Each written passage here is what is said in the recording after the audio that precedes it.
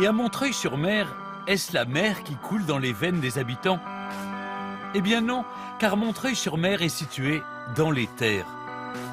Dans ce village des Hauts-de-France, le décor change d'une ruelle à l'autre. Ici, un quartier coloré aux adorables petites maisons ouvrières. Là, de remarquables hôtels particuliers du XVIIIe siècle. Le tout entouré d'imposants remparts du Moyen-Âge.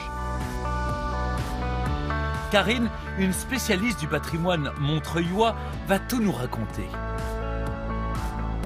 On se rend compte qu'on est dans un milieu extraordinaire puisque on est à la campagne. Il y a vraiment beaucoup de choses à voir. C'est ça qui est extraordinaire ici en fait. Et la première chose à voir quand on arrive à Montreuil-sur-Mer, c'est la fameuse rue du Clap-en-Bas. Un endroit aujourd'hui très prisé, mais qui n'a pas toujours eu la cote. Alors ça, ces petites maisons, en fait, c'était les maisons des artisans potiers. D'accord. On est juste au bord des remparts et il fallait protéger en quelque sorte les belles demeures, les beaux hôtels particuliers. Donc c'était les plus misérables en quelque sorte qui habitaient, qui étaient les plus exposés aux attaques ennemies. Si Corinne, passionnée par l'histoire de son village, parle de quartier misérable, ce n'est pas un hasard. Il faut imaginer que Victor Hugo est passé en 1837 et donc toute la première partie des Misérables se déroule à Montreuil. Je suis tombé par terre, c'est la faute à Voltaire. Nous sommes dans la rue de la Cavée Saint-Firmin, qui remonte vers le centre, là où Victor Hugo situe une scène clé de son roman. En 1925, l'adaptation du film a même été tournée dans cette rue. En fait, il raconte que Monsieur Madeleine est tombé sur un accident terrible. Le père Fauchelevent qui était écrasé sous sa charrette. Et donc Monsieur Madeleine est venu au secours de ce brave homme en soulevant la charrette. Et c'est là que il a été reconnu comme étant en fait non pas Monsieur Madeleine, mais Jean Valjean. Et c'est qui l'a reconnu? Forçat évadé du bagne de Tours. Alors, l'affreuse inspecteur Javert. Javert. Voilà. D'accord. Et toute la suite des Misérables découle de cet épisode. D'accord, ok. Fermons ce chapitre des Misérables. Bonjour. Et suivons Karine à l'autre bout du village, sur les remparts. La citadelle de Montreuil-sur-Mer est l'une des mieux conservées de France et très certainement l'une des plus animées. La chef de guerre qui commande cette énorme catapulte, c'est Laura, petit bout de femme de 30 ans. Messieurs, dames, là on va faire, si vous le souhaitez, mais je suis sûre qu'il y aura des volontaires, un tir de bricole.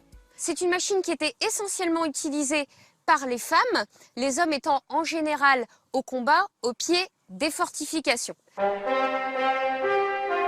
Ce que je te propose, c'est de faire le sergent d'armes, c'est-à-dire celui qui va donner les ordres.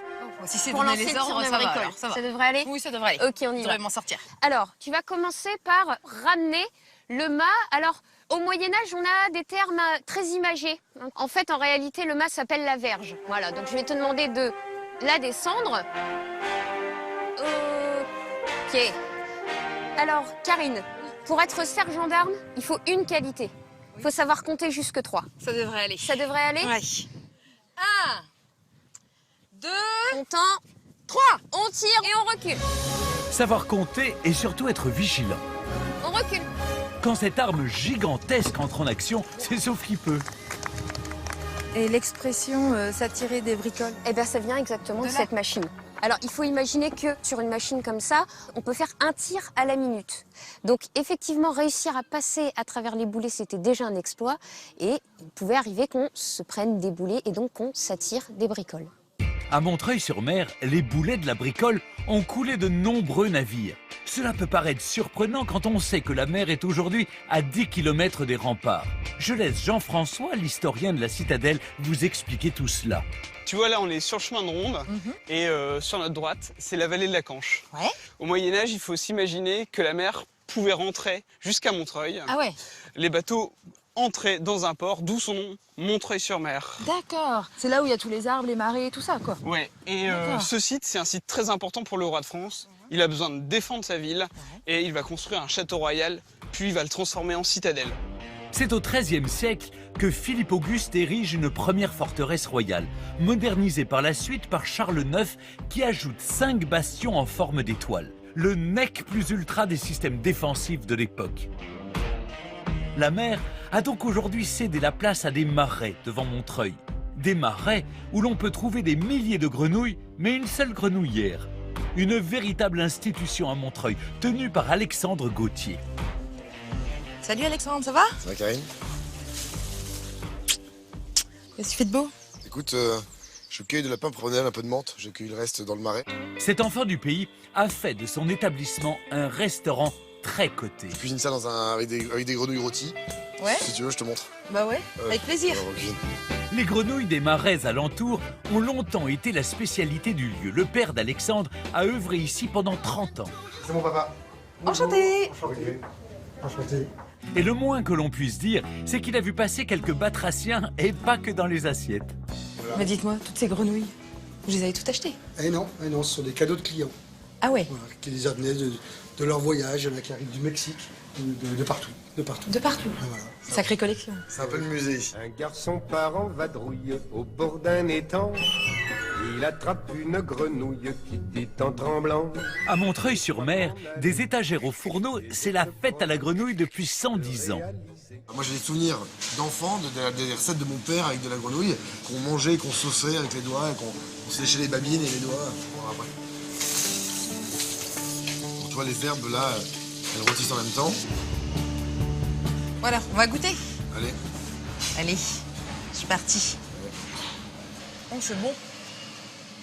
Tu sens l'infusion? Ouais. Les herbes qui ont infusé. Un petit goût de menthe là. Tu vois cette fraîcheur là? C'est le goût bah, je vais pas dire du Montreuilois, mais c'est vraiment le goût de cette fraîcheur du matin. Ouais. Et voilà, dans les marais de Montreuil. Je peux en prendre une?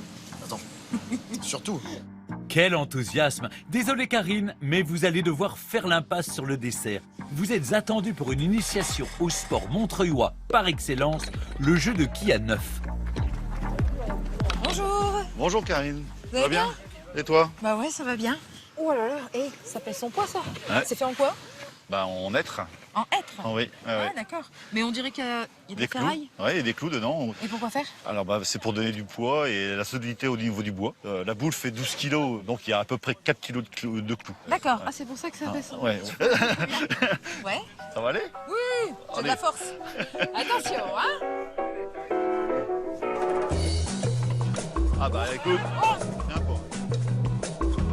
Ici, la règle du jeu la plus importante, c'est de jouer dans la bonne humeur. Et puis de toute façon, Là, je vais y arriver, avec un cadre pareil, impossible d'être malheureux à Montreuil-sur-Mer. Chez nous les ch'tis, on chante, on rit, on a le soleil